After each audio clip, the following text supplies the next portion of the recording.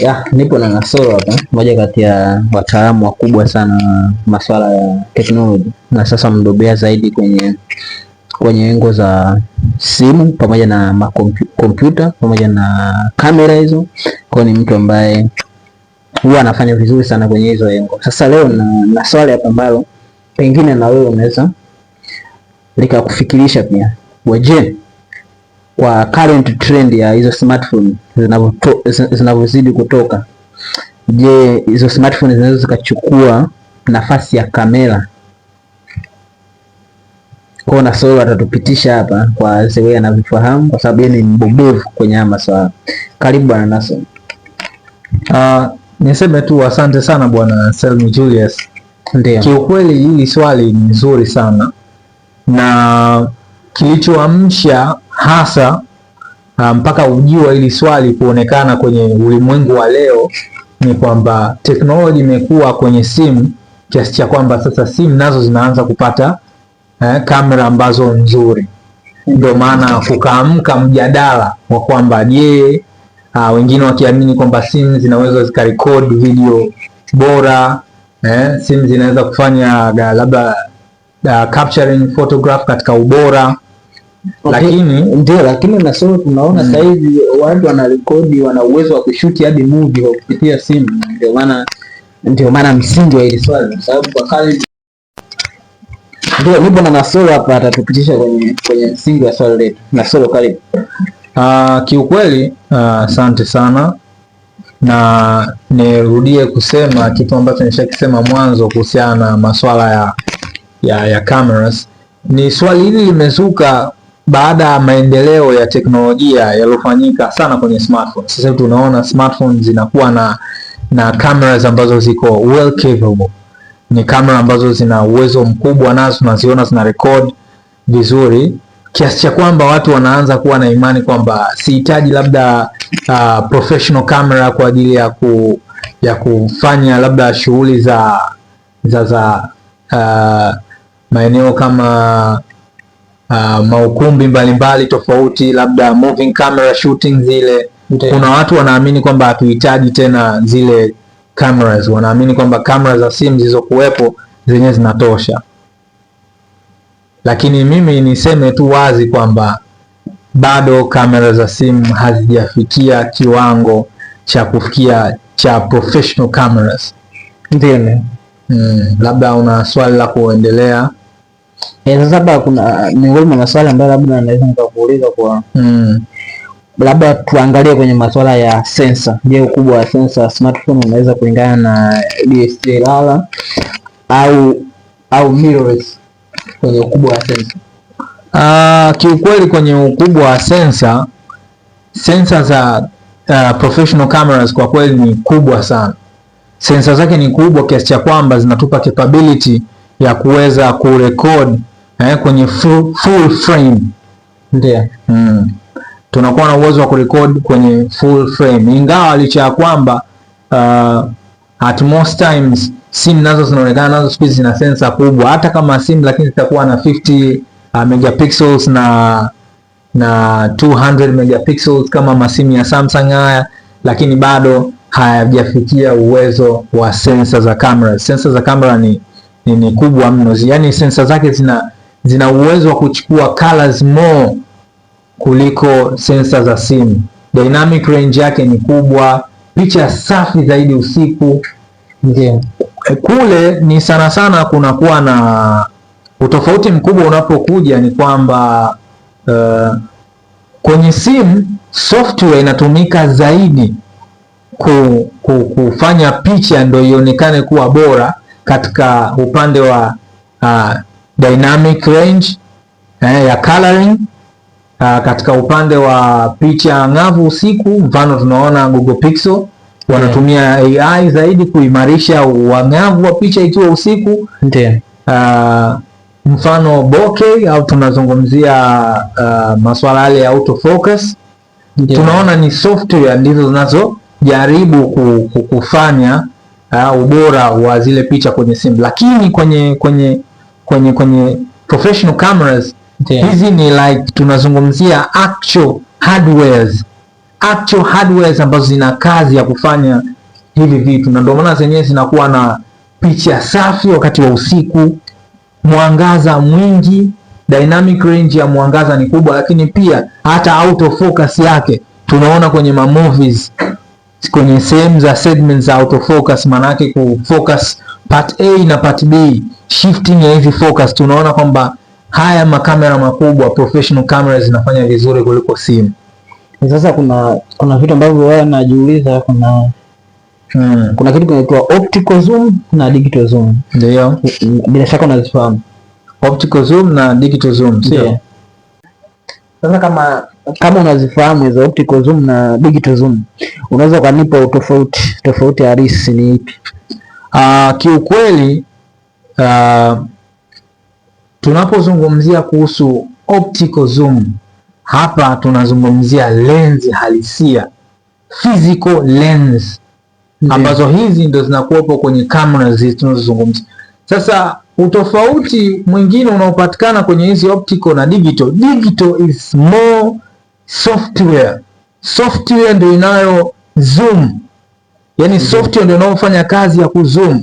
Sasa utofauti wa kamera unapokuja professional camera haihitaji kuzoom kwa kutumia digital, kwa sababu yenyewe inatumia lens, na ndio maana ukitaka kujua ubora wa digital na pamoja na optical, utofauti wake ukitaka kujua hapo, tumia lenzi ambazo wanakupatia, labda unaweza ukanunua ukaattach kwenye simu yako. Ukitumia physical lens kuzoom, utagundua resolution na quality ya ile picha ulio zoom imezidi maradufu kuliko ukitoa lenzi kwenye simu yako pale, physical lens, alafu ukazoom kwa kutumia digital zoom.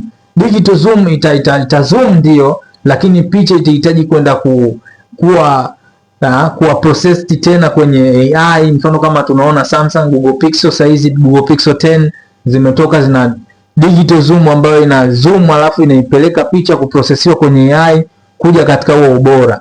Lakini tunaona mfano mzuri wa digital na mfano mzuri wa optical ni kwenye national parks. Watu wanaenda kupiga picha simba, huwezi ukaenda pale tuna S25 Ultra ukasema hii inatumia digital zoom, basi tutumie hii na tutashoot ipeleka kwenye documentary. Hapana, wanakuwa in a further distance, wanahakikisha wana optical lens ambayo iko na ubora wa hali ya juu, kiasi cha kwamba hata kama atamzoom simba vizuri, yule simba ataonekana to each and exact details zinazotakiwa kuonekana katika picha hiyo au video hiyo. Na ndo hapo ubora pia wa kamera unapoonekana, kwa sababu yenyewe professional camera hai rely on software moja kwa moja, ina rely zaidi kwenye hardware. Maana hata tukizungumzia aperture zinavyosetiwa ni tofauti na kwenye simu. Software kwenye simu ndio inayoseti masuala ya aperture, mwangaza unaingiaje, lakini kwenye professional cameras you have to set manually kwenye lenses zile ambazo unazo. Na huu ni utofauti mmoja mkubwa sana unaojitokeza kwenye end product inayopatikana kwenye hizi. Licha ya kwamba teknolojia imeenda mbali, sasa hivi tunapata simu ambazo nazo zina uwezo wa kurecord vizuri. Mfano hapa naweza kuzungumzia Sony Xperia cameras, zile simu. Tunazungumzia zile simu zina uwezo mkubwa sana. Zenyewe zimekuwa packed na applications ambazo zimetoka kwenye Sony Alpha cameras. Kwa maana yake utakuwa na uwezo kutengeneza cinematic video, unaweza ukapata auto focus inayojaribu kufanana na ile ya kwenye optical lenses, lakini bado isiwe bora kiasi hiko. Ni pale ambapo engineers wa Sony Alpha cameras walipokaa chini wakasema yes, in case mtu amesahau kamera yake nyumbani na bado still anataka kushoot, basi anaweza angalau akapata good photograph kupitia simu yake. Basi ndo Sony Xperia wakafanya hii kazi. Hapa tunazungumzia zaidi zile Sony Xperia Ones. Tunazungumzia Xperia Ones, tunazungumzia Xperia zile Pro zile, ambazo zenye huo uwezo. Sasa ukiangalia miaka 10 iliyopita usingeweza kufikiria kupiga picha au filamu kwa simu, rekodi filamu kali kabisa kwa simu. Lakini leo baadhi ya video zenye mamilioni ya views, watu wengi wanafuatilia, zimerekodiwa kwa simu. Sasa ndio, je, smartphone zinaweza kuchukua nafasi ya kamera za kitaalamu miaka 10 ijayo kuanzia leo unavyoona? Binafsi kiukweli sidhani, bado hakujatengenezwa. Miaka 10 ndio, lakini binafsi sidhani, kwa sababu tuliangalia swala katika namna ya kibiashara zaidi. Ndio tunaona watu wanatengeneza simu like huyo Sony anatengeneza simu zenye uwezo mzuri wa kamera pia. Ingawa picha yake hautaipata in automatic form kama zilivyo iPhones na Samsungs, kule itakuhitaji useti zaidi kama mtu professional camera, lakini wanajitahidi. Lakini tunajua cameras ni expensive. Mtu wa Sony Xperia, mfano wa Sony Alpha camera, last time nimeona camera digital, yani ile camera kama optical camera yenyewe milioni takriban 13. Ndio. Just the camera. Ndio. Milioni 13 means that they are very expensive. Na ukiangalia kwenye perspective ya business, mtu hawezi ku turn down kwa kifaa kinachouzwa shilingi milioni 2 mpaka milioni 3. Akipe more capability alafu aache kamera zile ambazo zinauzwa bei. Ndio, lakini wewe uone kwa kizazi kilichopo na kizazi ambacho kinachokuja, yani generation Z pamoja na generation Alpha, ni watu ambao wanapenda sana vitu rahisi. Kwa mtu ambaye anapenda vitu viwe rahisi kubebeka, kwa mfano sasa hivi watu wengi sana hawatumii desktop, wanatumia zaidi laptop kwa sababu tu ya urahisi wa kubeba maofisini. Umeona bana, pia zina gharama ndogo. Ni watu ambao wanazingatia hizo vitu. Sasa uone kwa kadri miaka inavyozidi kwenda, pengine vitu kama hivyo, factor kama hizo za urahisi wa kubeba, gharama ndogo, zinaweza zikapelekea watu kuachana na hizo kamera zenyewe za kitaalamu, kwa sababu ukiangalia saizi ubora kwenye hizo smartphone hadi saizi umeongezeka. Kuna smartphones zina record 4K, 8K, HDR. Umeona bana, kwa wewe uone kabisa kuwa tunaweza tukafika huko ndani ya hiyo miaka 10? Bado ni ngumu kukubali, kwa sababu ndio, licha ya kwamba watu wanatumia hizi vifaa wanaona ni bei rahisi, lakini kwa mtazamo wangu narudi kusema sehemu moja nyingine kwamba kwa mtazamo wangu mimi mwenyewe binafsi,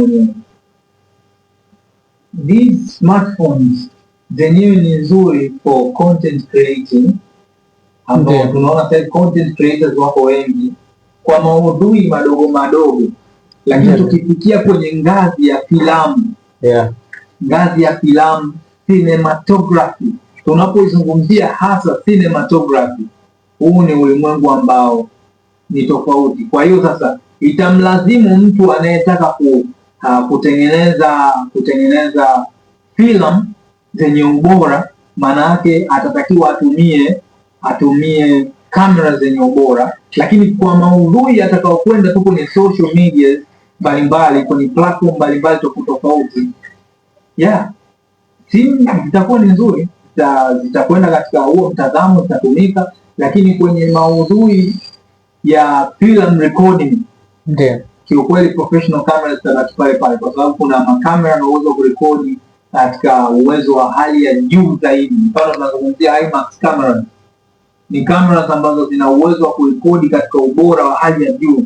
Na vipi kuhusiana na baadhi ya movies, mfano tunazungumzia kama Top Gun Maverick, ambapo IMAX lazima wao kutengeneza kamera maalum kwa ajili ya kushoot ile movie. Tukiangalia movie kama Formula 1, nao ilihitaji cameras maalum ambazo zenye uwezo wa kurecord each and every angle ya ile gari Formula 1.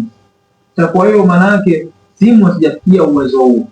Hizi kamera digital camera zina uwezo wa kurekodi pia kwa muda mrefu. Tunaona video nyingi ambazo zinafanyika kwenye documentary, tunaona video za long time ila zimepelekwa mbele. Ni kweli kwamba kamera muda wote inafanya kazi kurecord zile, lakini smartphone cannot take that, kwa sababu smartphone yenyewe si tu kamera, ni kifaa cha mawasiliano kilichobeba processor ndani yake na kina solve vitu vingine tofauti. Kuiacha kamera yako nusu saa nzima, hata kama utaiwekea phone coolers na vitu vingine, temperature automatically itarise. Ni kweli haijatengenezwa smartphone to last kwenye kamera muda mrefu kiasi hiko, kwenye maybe like 2 hours 3 hours of recording. Mwisho wake ni kwamba utasababisha tu damage kwenye simu yako, heat itakuwa kubwa, na tunajua heat ni mwanzo wa uharibifu wa vifaa. So smartphones hazikuwa designed to solve kazi kama hizi za cinematography, ingawa tunaona watu wamefanya hivyo vitu na movie baadhi zimetoka, lakini sidhani kama ni kitu ambacho kitakuwa uplifted na baadhi ya makampuni mengi kama Paramount wetu wachukue labda iPhone 15 au 16 au 17 washoot kwenye movies, kwamba zile ndio official movies, waachane na kamera nzuri kama IMAX. Na pia tuje kwenye upande wa aspect ratio. Hiki ndio kitu kikubwa sana ambacho kipo. Ziko simu zenye uwezo wa kurecord aspect ratio ya 21:9 aspect ratio, ambayo hii ni cinematic aspect ratio 21:9. Ziko baadhi, mfano tukazungumzia Sony Xperia, zile Xperia 1 ambazo zenyewe zilikuwa na uwezo wa kurekodi 21:9 aspect ratio, lakini bado sio katika ubora kama wa professional cameras zinavyo record. Ndio, lakini kwa maelezo yako kama nimekuelewa vizuri, manake tutegemee kwa ndani ya miaka 10 ijayo kwa matumizi ya kamera hizo za kitaalamu yatapungua. Huenda ikawa yatapungua, lakini kuna vitu ambavyo vina act kama hindrance, kwa sababu tukiangalia Netflix wao ili ufikie katika ubora na vigezo vyao, wanakulazimu lazima uwe na kamera yenye uwezo mkubwa na ni professional camera kurekodi hayo maudhui yako ya filamu au chochote. Wao wanakuhitaji uwe na professional camera ambao wao kuna restrictions ya platform pia zinakutaka utumie professional cameras. Hizi restrictions ndizo zinazonisababisha mimi niwe na confidence ya kujibu kwamba ndani ya miaka 10 ndiyo matumizi ya kamera za simu yatakuwa makubwa, na tunaona mpaka leo content creators wengi wanatumia simu kurecord, lakini in this world of cinema, na ukiangalia creativity inavyoongezeka kama tulivyoona kwenye hizi movies zilizotaja hapa mbili, Top Gun plus Formula 1, kiukweli simu niweke pembeni kwa wakati huu. Ndio kwa mimi ni conclude mimi mwenyewe katika hii point kusema kwamba kiukweli katika miaka 10 ijayo sioni kama simu zitafikia level ya cameras. Hizi professional cameras kwenye uwanda huu zitabaki kwenye uwanda wake ule ule.